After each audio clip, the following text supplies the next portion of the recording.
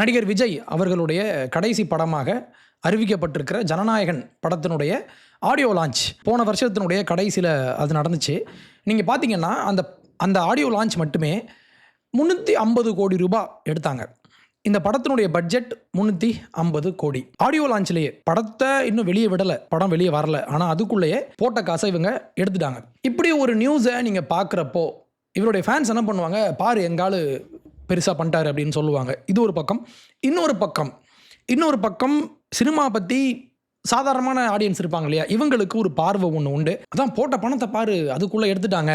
அப்போ இனிமே இவங்க எடுக்கிற ஒவ்வொரு காசுமே, எத்தனை தேட்டரில் இவங்க படம் போட்டாலுமே வர்ற ஒவ்வொரு பணமுமே இது இவங்களுடைய ப்ராஃபிட் தானே அப்படின்ற மாதிரி ஒரு பார்வை உண்டு. அப்போ நம்ம என்ன பண்ணலாம் அப்படின்னா, இந்த படம் டெலகிராமில் இல்லை எக்ஸில் இல்லை டாரண்ட்டில் இந்த மாதிரி ஏதாவது ஒரு லிங்க்கில் வந்துச்சுன்னா நம்ம ஃபேமிலியாக உட்காந்து டவுன்லோட் பண்ணி பார்த்தா என்ன தப்பு அப்படின்ற ஒரு கேள்வி ஆட்டோமேட்டிக்காக மக்கள் மத்தியில் வர ஆரம்பிக்கும். இந்த படம் இப்போ பைரேட் செய்யப்பட்டு வெளியே வந்தப்போ நிறையா பேர் இப்போ என்ன பண்ணாங்கன்னா இந்த படத்தை ஷேர் பண்ணிகிட்டு இருந்தாங்க இவங்களுடைய ஃப்ரெண்ட்ஸ் கிட்ட, இவங்களுடைய ஃப்ரெண்ட்ஸ் அண்ட் ஃபேமிலிஸ் கூட. இவங்களுக்கு எல்லாருக்கும் உள்ளே இருக்கிற ஒரு தாட் என்னென்னா, விஜய் அத்தனை கோடி ரூபாய் சம்பாதிக்கிறார்ல, இந்த கேவிஎன் அப்படின்ற இந்த நிறுவனம், இந்த ப்ரொடியூசர், இவன் எத்தனை கோடி ரூபாய் காசு வச்சுருப்பான், நார்த் இந்தியாவிலேருந்து இங்கே கிளம்பி வந்து இவன் நம்ம காசை எடுத்துகிட்டு போகிறதா அப்படின்னு இவங்க திருட்டுத்தனமாக படம் பார்க்குறதுக்கு மக்கள் ஒரு காரணத்தை இங்கே கண்டுபிடிச்சி வச்சுருப்பாங்க.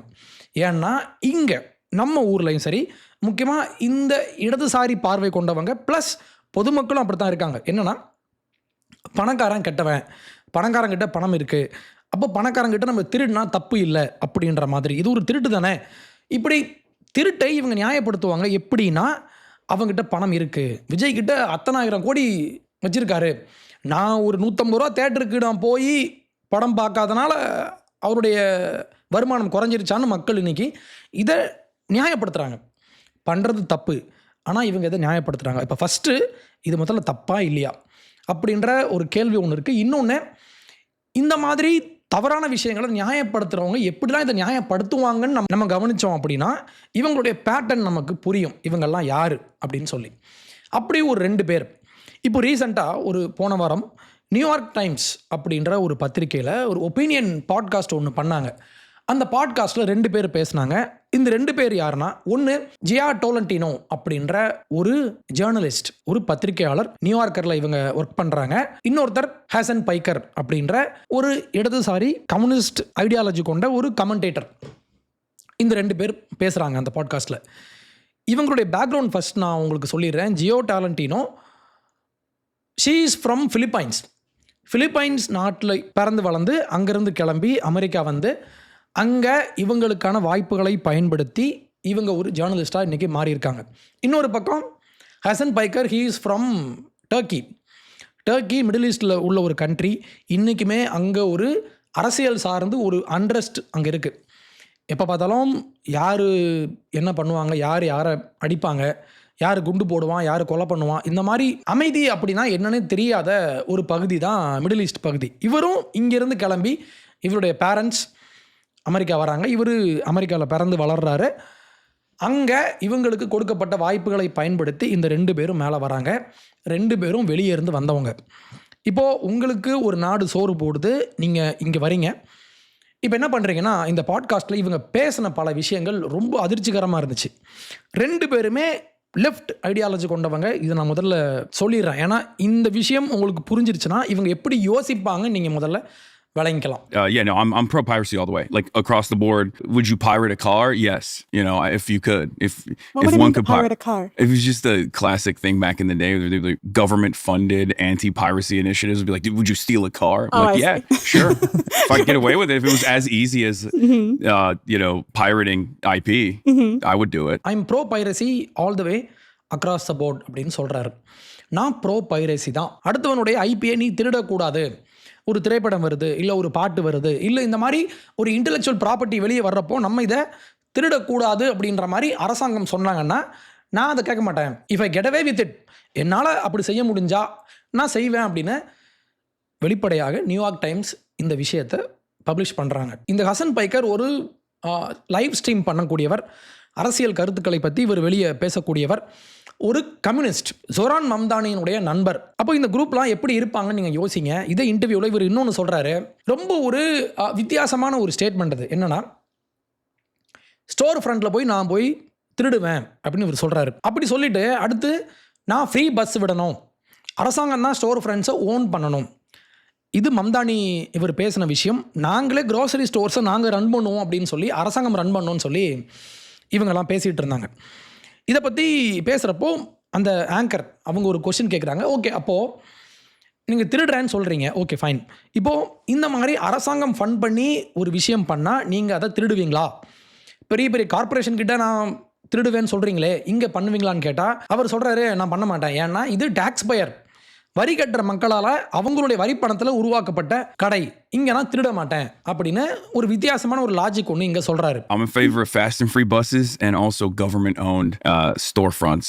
And, two of those policies, the mayor of this beautiful city is currently working on. Would you encourage stealing in the same way from a Mamdani-run city-owned grocery store with lower prices? And why? I would not, because I feel like that's taxpayer-funded. அப்போ திடீர்னு இங்கே property rights எல்லாம் இவங்களுக்கு பெருசாக தெரிய ஆரம்பிக்குது. கார்பரேஷனில் எடுக்கலாமா? இப்போது இவங்க லாஜிக் என்ன அப்படின்னா, இது மக்களுடைய வரிப்பணம் ஒவ்வொருத்தரும் போட்டு மொத்தமாக சேர்த்து இவங்க ஒரு கலெக்டிவாக, இது கம்யூனிசம், இவங்கெல்லாம் சேர்ந்து கலெக்டிவாக ஒரு பிஸ்னஸ் பண்ணுறாங்க, நம்ம இங்கேருந்து எடுக்கக்கூடாது. சரி, அப்போ கார்பரேஷன்ஸ் எப்படி ஒர்க் ஆகுறாங்க? முதல்ல கார்பரேஷன் எப்படி உருவாகும்னா, இந்த மாதிரி டேக்ஸ் பேயர் தான் அவருமே. ஓகே, இப்போது இங்கே உள்ளவங்களாம் பேசுவாங்கள்ல, அம்பானி அதானி அவ்வளோ பணத்தை இவங்க கொள்ளையடிச்சிட்டாங்க, நாட்டை சுரண்டுறாங்கன்னு இவங்கெல்லாம் சொல்லுவாங்க. இதே அதானியோ இல்லை இதே அம்பானியோ இவங்க டேக்ஸ் பே பண்ணுறதே இல்லையா? இவங்க எத்தனை 1000 கோடி பே பண்ணுறாங்க தெரியுமா? இது யாருமே பேச மாட்டாங்க. அப்போது நீங்கள் சம்பாதிக்கிறதுக்கு ஏற்ற மாதிரி வரியை நீங்கள் கட்டுறீங்க. வரி கட்டுறதன் மூலமாக தான் நாடு க்ரோ ஆகுது. அப்போ நீங்கள் இவங்க கிட்டேருந்து நீங்கள் ஒரு பொருட்களை நீங்கள் திருடும்போது, ஒருத்தர் பண்ணுறாரு, is a very influential person, பல மில்லியன் மக்கள் இவரை பார்க்குறாங்க, இவரால் இன்ஸ்பயர் பண்ணி எல்லாரும் சேர்ந்து வாங்க நம்மளாம் திருடுவோன்னு சொல்லி திருடினா லாஸ் யாருக்காகும்? அந்த கார்பரேஷன்ஸ்க்காகும். அந்த கார்பரேஷன் லாஸ் ஆனால் என்ன ஆகும்? பிஸ்னஸ் அடி வாங்கும். இது ஒரு செயின் ரியாக்ஷன் மாதிரி தொடர்ந்தால் என்ன ஆகும்னு நான் சொல்கிறேன். கடைசியாக என்ன ஆகும்னா, அந்த பிஸ்னஸ் லாஸ் ஆச்சுன்னா, ஏன்னா இன்றைக்கி ஷாப் லிஃப்டிங் ஒரு பெரிய பிரச்சனை, பெரிய பெரிய கார்பரேட் கம்பெனிஸ் கூட இதை மேனேஜ் பண்ண முடியாமல் இன்றைக்கி திணறாங்க. இவன் பாட்டுக்கு வரான், பாக்கெட்டில் அள்ளி போட்டு போயிட்டே இருக்கான். இதனால் மார்ஜின் பயங்கரமாக இவங்களுக்கு பாதிக்கப்படும். அப்படி பாதிக்கப்பட்டப்போ இங்கே ஒரு பிஸ்னஸே நம்ம பேசியிருப்போம் நம்மளுடைய கம்யூனிசம் சீரியஸில். பிஸ்னஸ் பண்ணுறதுக்கு ஒருத்தவங்க உள்ளே வராங்கனாலே அவங்க அவ்வளோ ரிஸ்க் எடுத்து உள்ளே வராங்க. நீ அந்த பிஸ்னஸையும் நீ அழிச்சு கூட ட்ரை பண்ணுற, அழிக்கிறாங்க. இப்படி பண்ணுறப்ப என்ன ஆகும்? அந்த பிஸ்னஸ் அழிஞ்சு போகும். அழிஞ்சு போச்சுன்னா வேலை வாய்ப்பு குறைஞ்சி, பிஸ்னஸ் அழிஞ்சுதுன்னா சோத்துக்கு எங்கடா போவ?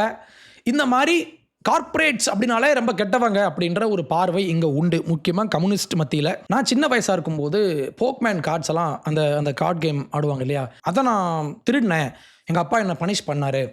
ஆனால் இன்றைக்கி ஒருத்தனுக்கு பசிக்கிற ஒருத்தன் ஒரு பொருளை, சாப்பாடை திருடினான்னா நான் அதை என்டார்ஸ் பண்ணுறேன். When I was younger, I stole some Pokemon cards from a friend, and my father punished me, and it was such a harrowing experience. I'm just saying that I personally don't really care. If someone needs the food, they should absolutely steal it. I personally don't really care அப்படின்னு இவர் சொல்கிறார். எனக்கு அதெல்லாம் எந்த கவலையும் இல்லை. ஒருத்தனுக்கு பசிக்குதா, போய் திருடலாம். இப்படி ஒரு லாஜிக்கை, இப்படி ஒரு வித்தியாசமான ஒரு அரசியல் பார்வையை, சமூக பார்வையை இவங்க முன்வைக்கிறாங்க. அடுத்து இந்த ஆங்கர் இருக்காங்க தெரியுமா, இவங்க திருப்பி ஒரே வார்த்தையை இவங்க திருப்பி சொல்கிறாங்க. இந்த rich don't play by the rules. இந்த பணக்காரங்க இவங்களுக்கு ஒரு ரூல்லாம் இல்லை, இவங்க இஷ்டம் போல் வாழ்கிறாங்கன்னு இவங்க சொல்லிட்டு, சரி அப்படி என்ன பண்ணுறாங்க அப்படின்னா, அதுக்கு ஒன்று சொல்கிறாங்க கேளுங்க. 1% டாப்பில் இருக்கிற இந்த 1% பணக்காரங்க 32% வெல்த்தை இவங்க கண்ட்ரோல் பண்ணுறாங்க. பாட்டமில் உள்ள 50% மக்கள் வெறும் 2.5 வெல்த் தான் இவங்கக்கிட்ட இருக்குது. அப்போ என்ன பண்ணலாம்? இதனால் என்ன இப்போ பிரச்சனை அப்படின்னா, இவங்க சொல்கிறாங்க பணக்காரன் கொஞ்சோண்டு மக்கள் நிறைய பணத்தை கண்ட்ரோல் பண்ணுறாங்க அப்படின்ற ஒரு உண்மையை இவங்க சொல்கிறாங்க. இது உண்மை தான். ஆனால் இதில் என்ன பிரச்சனை அப்படின்னா, இந்த ஆர்குமெண்ட்டில் என்ன பிரச்சனைனா, இவங்க கண்ட்ரோல் பண்ணுறாங்க, அதனால் இவங்க ரூல்ஸை இவங்க மதிக்கலை. நம்ம கம்யூனிசம் சீரீஸில் நான் ஒரு வீடியோ ஒன்று பண்ணியிருப்பேன், கம்யூனிசமுடைய அந்த மாம்பழ உருட்டு அப்படின்னு சொல்லி. அது நம்ம திரைப்படத்தில் வந்த ஒரு காட்சியை நான் பேசியிருப்பேன். அந்த மூடர் கூடம் அப்படின்ற அந்த படத்தில் அவங்க சொல்லுவாங்கள்ல, மாம்பழம் இருக்குது, அதில் ஒருத்த மட்டும்தான் எல்லா பழத்தையும் பறிச்சுக்கிறான். இதில் என்ன பிரச்சனைனா, இந்த பிஸ்னஸ்க்குள்ளே வர்றவங்க ரொம்ப ரொம்ப கம்மி. இப்போ இந்தியா மாதிரியான ஒரு நாடாக நீங்கள் பார்க்கலாம், இல்லைனா வெளியே இருக்கிற யூஎஸ் மாதிரி வளர்ந்த ஒரு நாடாகவே இருந்தாலுமே பிஸ்னஸ் பண்ணுறதுக்குன்னு ஒரு குறிப்பிட்ட மக்கள் தான் இருப்பாங்க. அவங்க ஒரு ரிஸ்க் எடுத்து இந்த பிஸ்னஸ்க்குள்ளே வராங்க. அப்போது பிஸ்னஸ் நீங்கள் பண்ணணும்னு நீங்கள் நினச்சாலே அதுவே ஒரு ரிஸ்க் தான். ஓகே, மஸ்க் மாதிரியான ஒரு ஆள் சவுத் ஆஃப்ரிக்கா மாதிரியான ஒரு நாட்டிலேருந்து கிளம்பி யூஎஸ் வராங்க. இங்கே இவங்க பல பிரச்சனையை ஃபேஸ் பண்ணி எல்லாத்தையும் தாண்டி வித்தியாசமாக யோசித்து ஸ்பேஸுக்கு போகிற மாதிரி ஒரு கம்பெனியை உருவாக்கி எல்லாமே இவங்க உள்ளே வரும்போது யாருமே அவ்வளோ ஈஸியாலாம் உள்ளே வரல. எனக்கு தெரிஞ்சு நிறையா பேர் ரொம்ப கீழே இருந்து வந்திருக்காங்க. அவங்க வித்தியாசமாக செஞ்ச ஒரு விஷயம், அவங்க ரிஸ்க் எடுத்தாங்க. மற்றவங்க பண்ணாத விஷயத்தை இவங்க பண்ணாங்க. ஒரே குடும்பத்தில் அண்ணன் இருப்பார், தம்பி இருப்பார். இதில் 2 பேருக்குமான வளர்ப்பு ஒரே மாதிரி இருக்கும். ஆனால் அதில் ஒருத்தர் அவர் ரிஸ்க் எடுத்து வெளியே வந்திருப்பார். ஒருத்தர் என்ன பண்ணுவார், அவர் கம்ஃபர்டபுளாக எனக்கு சேலரி தர்ற ஜாப் போதும், நான் வருவேன், எனக்கு சேலரி கொடுங்க, எந்த பிரச்சனை இல்லாமல் நான் பாட்டுக்கு வேலை செய்வேன், காசு கொடுங்க, நான் போயிடுறேன். இப்படி இருக்கிறவங்க நிறைய பேர் உண்டு நம்ம ஊரில் இன்றைக்குமே. ஏன்னா இவங்க ரிஸ்க் எடுத்து ஒரு விஷயம் பண்ண மாட்டாங்க. ஆனால் பிஸ்னஸ் பீப்புளை பொறுத்த வரைக்கும் அந்த ரிஸ்க் அப்படின்ற முக்கியமான ஃபேக்டர் அங்கே உள்ளே இருக்குது. லாஸ் ஆச்சுன்னா மொத்த லாஸையும் யார் எடுத்துக்கணும்னா இவங்க தான் எடுத்துக்கணும். பிஸ்னஸ் பண்ணுறேன் அப்படின்னு சொல்லி உள்ளே வந்தவங்க. நான் இன்னொரு எக்ஸாம்பிள் சொல்லணுன்னா, மவுண்ட் எவரெஸ்ட். மவுண்ட் எவரெஸ்ட்டில் டெய்லி நியூஸ் வரும், இவர் இவ்வளோ பெரிய இந்த மலை மேலே ஏறிட்டார் அப்படின்னு சொல்லி. ஆனால் கொஞ்சம் நீங்கள் கவனித்து பார்த்தீங்கன்னா மேலே ஏறின அந்த பர்சன்டேஜ் ரொம்ப ரொம்ப கம்மி. கம்பேரிட்டிவ்லி நீங்கள் ஏற ட்ரை பண்ணி செத்து போனவங்க. டெய்லி அங்கே நான் மேலே ஏறி சாதனை படைச்சவங்க மட்டும்தான் நமக்கு தெரியும். ஆனால் உள்ள மேலே ஏறதுக்காக ட்ரை பண்ணி போனவங்க அடிபட்டு, இல்லை ஆக்சிஜன் குறைபாடு காரணமாக, இல்லை அனுபவம் இல்லாமல் பனிச்சரிவு ஏற்பட்டு இறந்து போனவங்க ரொம்ப ரொம்ப அதிகம். இன்டு தின் ஏர் அப்படின்ற ஒரு புத்தகம் ஒன்று உண்டு, நீங்கள் ஒவ்வொருத்தரும் படிக்கணும். இந்த புக்கில் இதே மாதிரி மவுண்ட் எவரெஸ்ட்டில் ஏறன்னு சொல்லி கிளம்பி போன ஒரு குரூப் ஆஃப் பீப்புள், இவங்க பட்ட கஷ்டம் என்ன, அங்கே நடந்த டிசாஸ்டர் என்னன்னு சொல்லி இவர் விரிவாக எழுதி வச்சுருப்பார். இன்டு தி வைல்டு அப்படின்ற இன்னொரு படம் ஒன்று உண்டு. இந்த படம் எனக்கு பர்சனலி ரொம்ப பிடிச்ச ஒரு படம். அலாஸ்காவுக்கு காலேஜ் முடிச்சுட்டு நான் அங்கே போகிறேன் அப்படின்னு சொல்லி போன ஒரு பையன் எப்படி இறந்து போனான் அப்படின்ற மாதிரி ஒரு முக்கியமான புத்தகம் அது. அந்த புத்தகத்தை பேஸ் பண்ணி படமும் வந்திருக்கு. அந்த படமும் நான் பார்த்துருக்கேன், அந்த புக்கும் நான் படிச்சிருக்கேன். அந்த புக் எழுதின அதே ஆத்தர் தான் இந்த புக்கையும் எழுதியிருப்பார், இன்டு தின் ஏர். இதே மாதிரி நான் என்ன சொல்கிறேன்னா, எவரெஸ்ட்டில் மேலே ஏறிட்டாங்க. இப்போ ஒருத்தவங்க பிஸ்னஸ் பண்ணுறதுக்கு உள்ளே வந்தாங்கன்னா இவன் கஷ்டப்பட்டு மேலே வந்துடுவாங்க. விஜய் அப்படின்ற ஒருத்தர் எத்தனையோ பேருக்கு அவங்களுடைய பேரண்ட்ஸ் வாய்ப்பு கொடுத்தும், அப்பா டைரக்டராக இருப்பார், பிள்ளைக்கு வாய்ப்பு இருக்கும், ஆனால் இவங்களால் ஜொலிக்க முடியாது. பட் விஜய் ஜொலிச்சிருக்காருன்னா it's purely his own talent. வாய்ப்பு கிடச்சிருச்சு. இவங்களுக்கெல்லாம் சினிமாவில் இருந்து இவங்க அப்பா உள்ளேருந்து இவருக்கு வாய்ப்பு கொடுத்தாருன்னு இங்கே இருந்து நம்ம பேசலாம். ஆனால் என்ன விஷயம்னா, எல்லாரும் அப்படி செய்ய முடியாது. அப்போது எல்லாரும் உள்ளே வரலாம், ஜெயிக்கிறது எல்லாரும் ஜெயிக்க மாட்டாங்க. இவங்க என்ன பண்ணுறாங்க, இவங்க பேசுகிற அந்த பேச்சு பாருங்களேன், 1% மக்கள் 32% இவங்க ஹோல்ட் பண்ணுறாங்க. அப்போ இது ரொம்ப அன்ஃபேராக இருக்குது. இது எப்படி அன்ஃபேர் ஆகும்? தமிழ் சினிமா இண்டஸ்ட்ரியில் அத்தனை பேருக்கு வாய்ப்பு இருந்தும், சிவாஜி கணேசன் இருக்கார், அவருடைய பேரன் விக்ரம் இருக்கார், இவங்கெல்லாம் இன்றைக்கி பாரம்பரியமாக உள்ளே வந்தாங்கல்ல, இவங்கெல்லாம் ஜெயிக்கலையா யாருமே? அப்படி யோசிச்சு பாருங்கள். அப்போது நீங்கள் வந்துட்டு பாருங்கள், விஜய் அப்படின்ற ஒருத்தர், அஜித், தலை, சூப்பர் ஸ்டார் விஜய், இந்த 3 பேரும் தான் தமிழ் இண்டஸ்ட்ரியில் இன்றைக்கி முக்கியமான இடத்துல இவங்க இருக்காங்க. இந்த 3 பேர் தான் இப்போது எரும முருகேஷா அப்படின்ற ஒரு சேனலில் இந்த பைரசி பற்றி ஒரு வீடியோ ஒன்று போட்டிருப்பார். அவர் சொல்கிறாரு, பைரசி ஏன் தப்பு அப்படின்னா, வருஷம் முழுக்க இந்த மாதிரி சின்ன சின்ன படங்கள்லாம் ஓடுது இல்லையா, இந்த படங்களில் நிறைய லாஸ் ஆகும்போது இந்த லாஸை கவர் பண்ணுறதுக்கு பெரிய படங்களில் வர லாபத்தை இவங்க பயன்படுத்திப்பாங்க. அப்போ பெரிய படங்கள் ஒழுங்காக ஓடினா மட்டும்தான் சின்ன படங்கள் வெற்றி அடையும் அப்படின்ற ஒரு முக்கியமான பாயிண்ட் அவர் பேசியிருப்பார். என்ன விஷயம்னா, இந்த 3 பேர் தான் இண்டஸ்ட்ரியை இன்றைக்கி வந்து கண்ட்ரோல் பண்ணுறாங்க. இண்டஸ்ட்ரியில் மணி ஃப்ளோ அதிகமாகிறதுக்கு இந்த 3 பேர் காரணம். நீங்கள் இன்றைக்கி வந்துட்டல, இது ரொம்ப அன்ஃபேராக இருக்குது, இந்த rich people don't play by the rules அப்படிலாம் நீங்கள் பேசுனீங்கன்னா நீங்களாம் முட்டாள். ஆனால் கம்யூனிஸ்ட் இப்படி தான் பேசுவோம். இந்த மாதிரி பேசுகிற ஆட்களுடைய பிரச்சனை என்னென்னா, இப்படி இவங்க ஒரு அப்சல்யூட் மொராலிட்டி, சரி தவறு அப்படின்ற விஷயத்தை நீங்கள் பிளர் பண்ணும்போது என்ன ஆகும்னா, எல்லாமே இங்கே நியாயப்படுத்தலாம். இன்றைக்கி இவன் கிராசரி ஸ்டோரில் போய்ட்டு திருடுறான், நாளைக்கு ஒரு வேர் ஹவுஸ்க்கு இவன் தீ வச்சு கொளுத்துவான், இன்னொரு நாள் ஒருத்தரை கொலை பண்ணுவான், கொலை பண்ணிட்டு இதை நியாயப்படுத்துவான். ஓகே, இன்றைக்கி லெஃப்ட்டில் பெரிய பிரச்சனை என்னென்னா, லெஃப்ட்டில் உள்ளவங்க இப்போது லெஃப்ட் அண்ட் ரைட் இந்த 2 விஷயம் இருக்கா, லெஃப்ட் அண்ட் ரைட் இந்த 2 விஷயத்துலையுமே ரைட்டில் உள்ளவங்க தவறு செய்கிறாங்க, ரைட்டில் உள்ளவங்க வன்முறையை கையாளுறாங்க, இல்லைன்னு நான் சொல்ல. ஆனால் லெஃப்ட்டை பொறுத்த வரைக்கும் லெஃப்டினுடைய அடிப்படை கோர், லெஃப்ட் ஐடியாலஜி இருக்குது, லெஃப்டிஸ்ட் இருக்காங்க. ரைட் ஐடியாலஜி இருக்குது, மேலே வந்து ரைட் விங்கை ஃபாலோ பண்ணுறவங்க இருக்காங்க. இவங்க தவறு செய்யலாம், இந்த ரைட் விங்கை ஃபாலோ பண்ணுறவங்க தவறு செய்யலாம். லெஃப்ட்டில் உள்ளவங்க நல்லவங்களாகவும் இருக்கலாம். ஆனால் என்ன பிரச்சனைனா, ஆனால் லெஃப்ட் அப்படின்ற இந்த ஐடியாலஜினுடைய மையமே, கோர் என்னன்னா வயலன்ஸ். இது கார்ல் மார்க்ஸ் கற்றுக் கொடுத்த விஷயம்.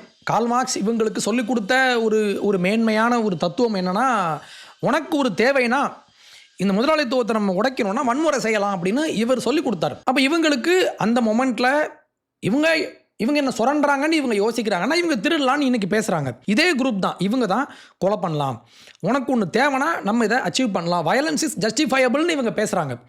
அப்போது ஒரு மோரல் ஃப்ரேம் ஒர்க்குன்னு ஒன்றுங்க இல்லைனா இது அத்தனையும் நீங்கள் இன்றைக்கி நியாயப்படுத்த முடியும். இன்னொரு பிரச்சனை என்னென்னா, இப்போது இவங்க சொல்கிறாங்கல்ல, பசிக்குதுன்னு ஒருத்தன் சொன்னான்னா அவங்க திருடலாம், ஓகே, பைரசி பண்ணலாம். அப்போது இதே மாதிரி இவங்க என்கரேஜ் பண்ணுற இந்த ஸ்டீலிங், திருட்ட எல்லாரும் பண்ணால் என்ன ஆகும்? சமூகத்தில் உள்ள அத்தனை பேருமே இவங்க பேச்சை கேட்டு, ஒவ்வொருத்தனுக்கு ஒரு காரணம் இருக்கும். இவன் சொல்லுவான், எனக்கு பசிக்குது நான் திருடுறேன். இன்னொருத்தங்க சொல்லலாம்ல, ஏங்க தேட்டருக்கு போனால் அவன் அவ்வளோ காசு வாங்குறாங்க, 80 கிராம் பாப்கார்னா இவன் 250க்கு விற்கிறான். எப்படி 80 கிராம் பாப்கார்ன் 250 ரூபாய்க்கு வித்துட்டு இருக்கான். அப்போ என்னால் தேட்டருக்கு போக முடியல, நான் வீட்டில் உட்காந்து திருட்டு படம் பார்க்குறேன்னு இவங்க சொல்லலாம். அப்போ ஒவ்வொருத்தருமே இவங்களுக்கு ஏற்ற மாதிரி அந்த மோரல் ஃப்ரேம் ஒர்க்கை இவங்க பெண்ட் பண்ணாங்கன்னா, அடுத்தவருடைய பொருட்களை நான் திருடக்கூடாது அப்படின்ற ஒரு மோரல் ஃப்ரேம் ஒர்க் அங்கே உடையும் போது என்ன ஆகும்னா, எல்லாமே இங்கே நியாயப்படுத்தலாம். இப்படி எல்லாருமே சொன்னால் என்னாகும்? சமூகத்தில் உள்ள 190 பேர் இவங்களுக்கு திருடுறதுக்கான நியாயம் இருக்கும். அப்படி திருடினா என்ன ஆகும்னா சமூகம் கொலாப்ஸ் ஆகும். அப்போ இந்த சமூகத்தில் இப்படி தான் வாழணுங்க, இப்படி தான் வாழணும், இதுதான் ஃப்ரேம் ஒர்க். இது இவங்களுடைய ப்ராப்பர்ட்டி, இது இவங்களுடைய ப்ராப்பர்ட்டி. இது அரசாங்கம் ஒரு ப்ரைவேட் ப்ராப்பர்ட்டியை எடுக்கக்கூடாது. கம்யூனிசமுடைய கோரே அப்படி தானே, அடுத்தவன் பணத்தை கொள்ளையடித்து வாழ்கிறது தான் கம்யூனிசம், அடிப்படை கொள்கையே அதான். அப்படி இருக்கும்போது இல்லைங்க இப்படி தான் வாழணும் அப்படின்னு நம்ம ஒரு ஃப்ரேம் ஒர்க் போட்டு கொடுத்தா, அந்த ஃப்ரேம் ஒர்க்லாம் ஏன் இருக்குன்னா நம்மளுடைய நல்லதுக்காக, இந்த சமூகம் இன்னும் உருப்படணும் அப்படின்றதுக்காக தான் இந்த ஃப்ரேம் ஒர்க்லாம் இருக்குது. இவங்க சொல்கிற மாதிரி முன்னோர்கள்லாம் அவங்களாம் லூசு பசங்க, அவங்களாம் முட்டாள்கள் இங்கேருந்து பேசுவாங்கள்ல. ஆனால் நம்மளுடைய முன்னோர்கள், இங்கே உள்ள மதங்கள், இவங்கெல்லாம் இப்படி தாங்க வாழணும், இப்படி தான் வாழணும், ஒரு குடும்பம்னா இப்படி தான் இருக்கணும், அடுத்தவனுடைய பொருட்களுக்கு ஆசைப்படாத, அடுத்தவன் பொண்டாட்டிக்கு ஆசைப்படாத. இவங்க சொல்லலாம்ல, ஏங்க வராங்க நான் போகிறேன் அப்படின்னு நீங்கள் சொல்லலாம். ஓகே, இப்படி நீங்கள் சொன்னீங்கன்னா அந்த குடும்பம் உடையும். அந்த குடும்பம் உடஞ்சி அங்கே பிள்ளைங்க ரோட்டுக்கு வருவாங்க. அப்போது ஃபேமிலி பவுண்ட்ரி, ப்ரைவேட் ப்ராப்பர்ட்டி, பணம், பொருள், பொன், எல்லாமே இந்த மாதிரி எல்லா விஷயங்களுமே ஒரு பவுண்ட்ரிக்குள்ளே ஏன் இவங்க கொண்டு வந்தாங்கன்னா, பவுண்ட்ரிஸ் அவசியம். இதை புரிஞ்சுக்க மாட்டான் கம்யூனிஸ்ட், இதை நம்ப மாட்டான். ஏன்னா கம்யூனிஸ்டினுடைய அடிப்படையை பவுண்ட்ரியை எல்லாத்தையும் உடச்சி தூக்கி போட்டு அப்படியே ரோட்டில் திரியலாம். இது கம்யூனிஸ்டினுடைய கொள்கையில் ஒன்று, அடிப்படை கொள்கையே அவனுக்கு இதான். அப்போ இப்படி தான் இருப்பாங்க. அப்போது இவங்க சொல்கிற இந்த ஒரு திருட்டு பழக்கம், இதை அவங்க நியாயப்படுத்தினாங்கன்னா எல்லாத்தையுமே இவங்க நியாயப்படுத்த முடியும். ஸோ இவங்கெல்லாம் யாருன்னு நீங்கள் புரிஞ்சுக்குவாங்க. ஸோ பைரசி அப்படின்ற விஷயம், இது எந்த படம் வந்தாலும், யார் படம் எடுத்தாலும், அவங்க எவ்வளோ பெரிய பணக்காரனாக இருந்தாலுமே அடுத்தவருடைய பொருட்களுக்கு, அடுத்தவங்களுடைய விஷயத்தை நம்ம அபகரிக்கக்கூடாது அப்படின்ற ஒரு அடிப்படை உண்மை நம்ம இன்னைக்கு புரிஞ்சுக்கணும். ரைட்? நன்றி.